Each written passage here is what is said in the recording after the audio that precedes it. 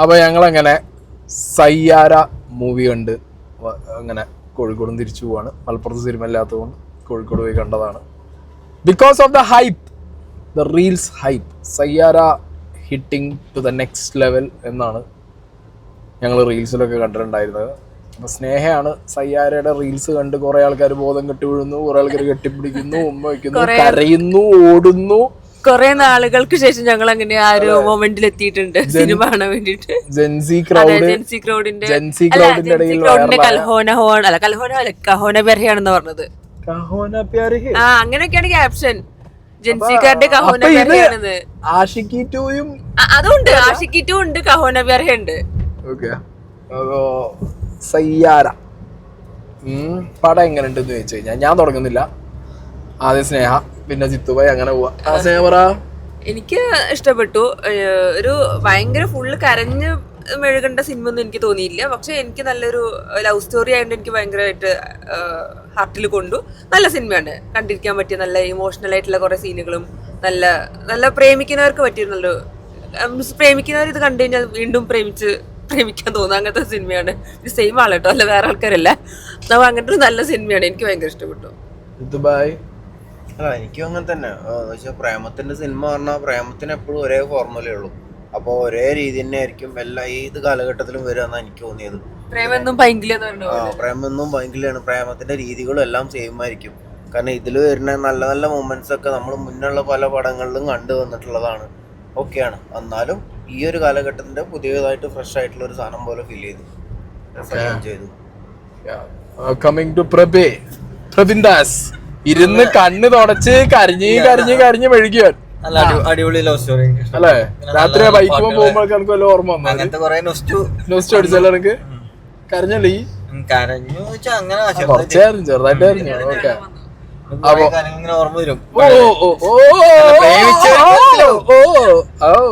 Okay.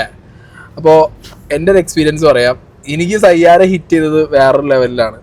ആ level എന്താന്ന് വെച്ച് കഴിഞ്ഞാൽ റൊമാൻസിന്റെ ലെവലിലല്ല. ബിക്കോസ് ഈ സിനിമയിലെ ഹീറോയിന് അൾസൈമേഴ്സ് ആണ്.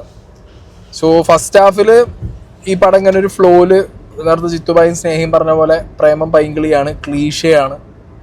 ഓക്കെ, അതങ്ങനെ തന്നെയാണ്. ഞാനും പ്രേമിച്ച് കല്യാണം കഴിച്ച ഒരാളാണ്. അപ്പോൾ ഇതിൽ ഈ വണ്ടി ഇരിക്കുന്ന എല്ലാവർക്കും പ്രേമം എല്ലാം എക്സ്പീരിയൻസ് ചെയ്ത ആൾക്കാരാണ്. സോ അതങ്ങനെയാണ്. പ്രേമിക്കുന്ന സമയത്ത് നമ്മൾ എത്രത്തോളം പൈങ്കിളിയാവും ക്ലീഷയാവും എന്നുള്ളത് നമുക്കറിയില്ല, നമ്മുടെ ചുറ്റുപാടുള്ളവർക്കാവും അത് കണ്ടാൽ മനസ്സിലാവുക. സോ ഇതിനൊരു ഫസ്റ്റ് ഹാഫ് മൊത്തം അങ്ങനെ ഒരു ക്ലീഷേ ആസ് യൂഷ്വൽ കണ്ട പ്ലോട്ട്, സെയിം സാധനം. എവിടേക്കോ ആഷിക്കി ഉണ്ട്, എവിടേക്കോ നമുക്ക് കബീർ സിംഗ് കാണാം. അങ്ങനെ കുറേ സിനിമകളുടെ ഒരു മിക്സ് പോലെ. കാരണം നായകൻ്റെ ഒരു എൻട്രി, പിന്നെ കുറേ അങ്ങനത്തെ റഗഡായിട്ടുള്ള കുറേ സീനുകളൊക്കെ നായകൻ്റെ, അതിലേക്ക് നായികയുടെ ഒരു കോൺട്രിബ്യൂഷൻ, ഒരു എൻട്രി വരുന്നു. രണ്ടുപേരുടെ ഈ ലൈഫ് എവിടെയോ കണക്റ്റ് ആവുന്നു. That is through music. ആ നോട്ടൊക്കെ വരുന്ന സമയത്ത് നമുക്ക് എവിടേക്കോ കുറേ കണ്ടു പറഞ്ഞ സെയിം ഹിന്ദിയിൽ മാത്രമല്ല കുറേ ഈ ലവ് സാധനങ്ങളുടെ ഒരു ഫോർമുല പാക്കേജ് ഈ പഴയ വീഞ്ഞെടുത്ത് പുതിയ കുപ്പിയിൽ കഴിക്കുന്ന സെയിം പരിപാടിയായിട്ട് തോന്നും. പാട്ടുകളൊന്നും അങ്ങനെ എനിക്ക് ഫസ്റ്റ് ഹാഫിലൊന്നും വർക്കായില്ല. അങ്ങനെ ഫസ്റ്റ് ഹാഫ് മൊത്തത്തിൽ ഒരു ഭയങ്കര അയ്യോ ഇതെന്തെന്നായത്, ഇതിനാണോ ഇത്ര ഹൈപ്പ് എന്ന് ചോദിച്ചു പോയൊരു സാധനത്തിന് ഫസ്റ്റ് ഹാഫിൽ അവർ കൊണ്ടുവന്ന ഒരു എന്താ പറയുക മേജർ ആ സിനിമയ്ക്ക് ഏറ്റവും ഹുക്കായിട്ട് നിൽക്കുന്ന ഒരു പോർഷനാണ് ഈ നടിയുടെ ലൈഫിൽ സംഭവിക്കുന്ന ഒരു ഇൻസിഡൻറ്റ്, ഒരു medical condition, Alzheimer's. So second ഹാഫിൽ ഈ സാധനം വേറെ ലെവലിലേക്ക് മാറി.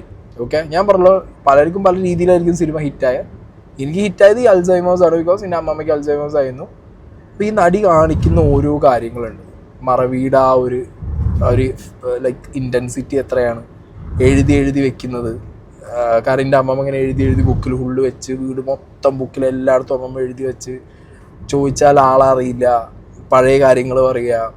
ഒരേ സിറ്റുവേഷനിൽ പ്രസൻറ്റിൽ ജീവിക്കുമ്പോൾ പാസ്റ്റിലാന്ന് വിചാരിക്കുക, ഇന്റെ കൈ പിടിച്ചിട്ട് ദാസമാമേനെ വർത്താനം പറയാ, അങ്ങനെയൊക്കെയാണ് സെയിം സിറ്റുവേഷൻ. ഈ സിനിമയ്ക്ക് വരുമ്പോഴേ 25 വയസ്സുള്ള ഒരു പെൺകുട്ടിക്ക് ആ 65 വയസ്സുള്ള ആൾക്ക് വന്ന അസുഖം വരുമ്പോഴാണ് ഇതിന്റെ എനിക്കതാ ഭയങ്കരമായിട്ട് ഇടിച്ചേ. അതായത് നമുക്കിപ്പോ ഞാൻ എൻ്റെ വീട്ടിലൊരു അൾസൈമേഴ്സ് പേഷ്യന്റിനെ കണ്ട് അവരെങ്ങനെയായിരുന്നു എന്നുള്ളത് മനസ്സിലാക്കിയ ഒരാളാണ്. അപ്പൊ ആ സിറ്റുവേഷൻ ഇതിലെ ഹീറോയിൻ അടിപൊളിയായിട്ട് ചെയ്തല്ലേ, അവര് സൂപ്പറായിട്ട് ചെയ്തു. ഒരു രക്ഷയില്ല. അവരുടെ പേര് അനീത് പട്ട. ഇഷ്ടപ്പെട്ട മൊമെന്റ്സ് എന്താ വെച്ചിട്ടുണ്ടെങ്കിൽ ഇത് ഈ കുട്ടിക്ക് ഈ സംഭവങ്ങൾ ഉണ്ടെന്ന് തിരിച്ചറിയുമ്പോഴും അതുപോലെ എന്താ പറയാ ഞാൻ കുറച്ച് മുന്നേ വേറെയാണ് ചിന്തിച്ചതെന്നൊക്കെ തിരിച്ചറിയുമ്പോഴുള്ള ഫേസിലെ എക്സ്പ്രഷൻസ് ഒക്കെ അടിപൊളിയുണ്ട്. അതും ക്ലോസ് അപ്പ് ഷോട്ട്സ് ആണ് ഫുള്ള് എടുത്തിരിക്കുന്നത്. ഭയങ്കരമായിട്ട് ചുണ്ടും കണ്ണൊക്കെ ഭയങ്കരമായിട്ട് അനങ്ങുന്നുണ്ട്. ഭയങ്കര രസമുണ്ടായിരുന്നത്. യൂഷ്വലി അടുത്തൊന്നും കുറെ നെപ്പോ കിഡ്സ് ഒക്കെ വന്നുപോയി, അല്ലാത്ത കുറെ ഫ്രഷ് ഫേസ് ഒക്കെ ബോളിവുഡിൽ വന്നുപോയി, സൗത്ത് നിന്ന് കുറെ ആൾക്കാർ ബോളിവുഡിൽ കയറിപ്പോയി. ബട്ട് ഇവരൊരു ഡിഫറെന്റ് ഡയമെൻഷൻ കൊണ്ടുവന്നിട്ടുണ്ട് ഈ ക്യാരക്ടറിന്. ഐ തിങ്ക് അവർക്ക് ഒരുപാട് ഇനിയും കിടിലൻ ക്യാരക്ടേഴ്സ് കിട്ടുന്നുള്ള കാര്യം ഉറപ്പാണ്. അനീത് പഡ്ഡ, പിന്നെ അഹാൻ പാണ്ഡെ ഇതിലെ നായകൻ. അഹാൻ പാണ്ഡെനെ കുറിച്ച് പറയുകയാണെന്നുണ്ടെങ്കിൽ തുടക്കത്തിലെ ഫസ്റ്റ് ഹാഫിലൊക്കെ എനിക്ക് അത്ര കൺവിൻസിങ് ആയിരുന്നില്ല അഹാൻ പാണ്ഡ ചെയ്ത ഒരു ചെയ്ത് വെച്ച കാര്യങ്ങളൊക്കെ. But going to the second half again ഈ ഹീറോയിൻ ക്യാരക്ടറിനെ എല്ലാം അറിഞ്ഞു അഹാൻ പാണ്ഡെ ടേക്ക് കെയർ ചെയ്യുന്ന, പാമ്പർ ചെയ്യുന്ന കുറേ സിറ്റുവേഷൻസ്, അത് ഹാൻഡിൽ ചെയ്യുന്ന രീതികൾ, അതൊക്കെ comparing to other nepo kids in Bollywood അല്ലെങ്കിൽ ഇപ്പൊ വന്ന ന്യൂ കമേഴ്സ് എസ്പെഷ്യലി അല്ലടി ഫെറോണോ ചിലപ്പോ അതല്ല ഈ നായകൻ നെപ്പോ കിഡ് ആണെങ്കിൽ കൂടി ഫസ്റ്റ് തന്നെ നെപ്പോ കിഡിനെ കുറച്ച് പരാമർശിക്കുന്നുണ്ട്. അത് ശ്രദ്ധിച്ചില്ലേ?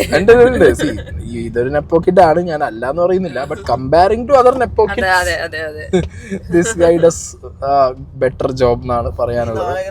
സൂപ്പറായിട്ട് പെർഫോം ചെയ്തിട്ടുണ്ടെങ്കിൽ പോലും ക്യാരക്ടറാണ് കൂടുതൽ നമുക്ക് ആ ലേഡി ക്യാരക്ടറിനോടാണ് ഇങ്ങോട്ടാണ് എടീ ഈ സയ്യാര കണ്ട് വഴി തെറ്റിച്ചു പോവല്ലേ. അപ്പോ സംഗതി ഒരു എന്താ പറയാ ജെൻസി ക്രൗഡിനെ മാത്രം എന്താ പറയാ കൺവിൻസിങ് ആവുന്ന ഇഷ്ടപ്പെടുന്ന ഒരു സാധനം എന്ന് ഞാൻ ഒരിക്കലും പറയില്ല. നിങ്ങൾ ഏത് ഏജ് കാറ്റഗറിയിലാണെങ്കിലും നിങ്ങൾക്ക് ഈ ഒരു ഫോർമുല ഇഷ്ടപ്പെടും. ഓക്കെ, ബിക്കോസ് ഇത് എന്തുകൊണ്ട് ജെൻസിക്ക് കൂടുതൽ ഹിറ്റായി ഇവിടെ മലയാളികളുടെ ഇടയിൽ, നമ്മൾ മലയാളീസിൻ്റെ ഇടയിൽ എന്ന് ചോദിച്ചു കഴിഞ്ഞാൽ there is only one reason. ഈ അടുത്ത കാലത്തൊന്നും നമുക്ക് എന്ത് വന്നിട്ടില്ല, നല്ലൊരു ലവ് സ്റ്റോറി അല്ലേ, ഒരു റൊമാൻറ്റിക് ലവ് സ്റ്റോറി വന്നിട്ടില്ല. എപ്പോഴും ഇവിടെ ഈ അടുത്തിറങ്ങിയ എണ്ണം പറയാവുന്ന കുറെ ലവ് സ്റ്റോറീസ് ഒന്നും ഒരു ജെൻസി ക്രൗഡ് എവിടെ ഒരു കോളേജ് അല്ലേ, കോളേജ് ലവ് സ്റ്റോറി ഒന്നും മിസ് ചെയ്യുന്നുണ്ട് ആക്ച്വലി. സോ ഒരു കോളേജ് ലവ് സ്റ്റോറി വേണ്ടേ, ഇതൊരു കോളേജ് ലവ് സ്റ്റോറി അല്ല. ബട്ട് സ്റ്റിൽ എന്താ പറയാ ആ ഒരു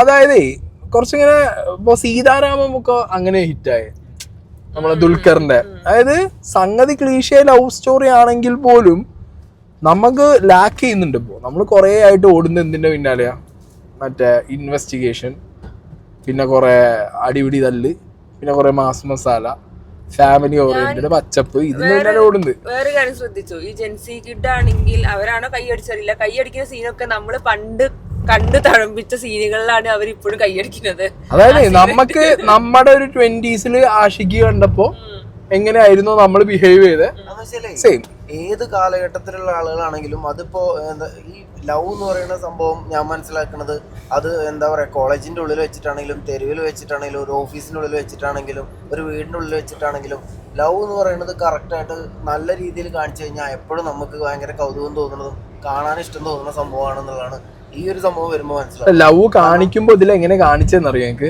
എല്ലാവർക്കും കണക്ട് ചെയ്യാൻ പറ്റുന്ന രീതിയിൽ. അതായത് മറ്റേ ലാർജർ ദാൻ റിയൽ ലൈഫ് അല്ല, ഇഷ്ടമില്ലാത്തതും ഒരാളോട് ഒരു പ്രാവശ്യമെങ്കിലും ഇഷ്ടം തോന്നാത്ത ആൾക്കാരുണ്ടാവില്ല. അതുകൊണ്ട് തന്നെ ഇതെല്ലാവർക്കും. അത് മാത്രല്ല ഇതിലെ ലവ് സീൻസ് കണ്ടോ, എല്ലാം ഇതിനു മുമ്പുള്ള എല്ലാ സിനിമകളിലും കണ്ടുപോയ സീനുകളാണ്, സിറ്റുവേഷൻസും സെയിമാ. അപ്പോ അതൊരു എന്താ പറയാ റിയൽ ടൈമിൽ ഒരാൾക്ക് പെട്ടെന്ന് കണക്ട് ആവും. ഇപ്പൊ പ്രവീണ പറഞ്ഞ പോലെ രാത്രി ബൈക്കിൽ പോകുന്ന സീനും ചുറ്റിക്കറങ്ങുന്ന സീനും ഓൻ്റെ ലൈഫിൽ കണക്ട് ആയി, അല്ലാത്ത സീനുകൾ വേറെ ലൈഫിൽ കണക്ട് ആവും.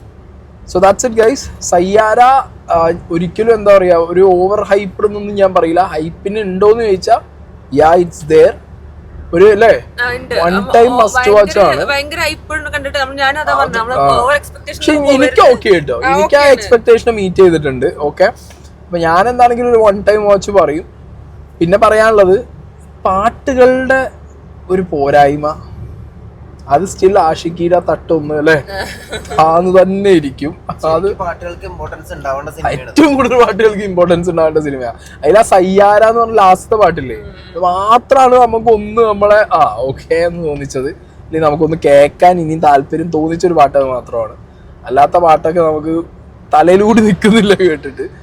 ആ ലെവലിലൊക്കെ നോക്കുമ്പോൾ ആഷിക്കി 2 ഒക്കെ വേറെ വേറെ വേറെ റേഞ്ചാണ് സാധനം. അപ്പോൾ ഓക്കെ ഗൈസ്, നട്ടപ്പാതിരി വീഡിയോ തീർന്നിരിക്കുന്നു. യശ്രാജിന്റെ ഫിലിമാണ്. യശ്രാജിന്റെ ഫിലിമാണ്. അതൊക്കെ പ്രഡിക്റ്റബിൾ ആണ് അല്ലേ? കഥ പ്രഡിക്റ്റബിൾ എന്ന് പറഞ്ഞാൽ ഭയങ്കര പ്രഡിക്റ്റബിൾ ആണ്. കഥ പ്രഡിക്റ്റബിലിറ്റി ഒക്കെ ഒന്നുമില്ല. ഞാൻ പറഞ്ഞല്ലോ, കുറേ കാലത്തിന് ശേഷം ഒരു ലവ് സ്റ്റോറി കണ്ടൊരു ഫീലിൽ എല്ലാവരും സന്തോഷിച്ച് വീട്ടിൽ പോയി. അതാണ് ഉണ്ടായത്.